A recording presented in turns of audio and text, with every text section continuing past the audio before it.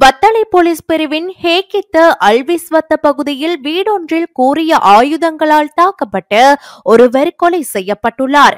இந்த சம்பவம் நேற்று சனிக்கிழமை இடம்பெற்றுள்ளதாக போலீசார் தெரிவித்துள்ளனர். உயிரிழந்தவர் வத்தளை ஹேகித்த பகுதியைச் சேர்ந்த 43 வயதுடையவர் என தெரியவந்துள்ளது. கொலை செய்யப்பட்டவர் வசித்து வந்த 2 மாடி வீட்டின் மேல் மாடியில் முகமூடி அணிந்த 4 முச்சக்கர வண்டியில் வந்து வீட்டிற்குள் நுழைந்து அவரை தாக்கி கொலை செய்துவிட்டு தப்பிச் சென்றுள்ளனர். சம்பவத்தின் போது உயிரிழந்தவரின் மனைவியும் 2 பிள்ளைகளும் வீட்டில் இருந்துள்ளனர் என தெரிய வருகிறது.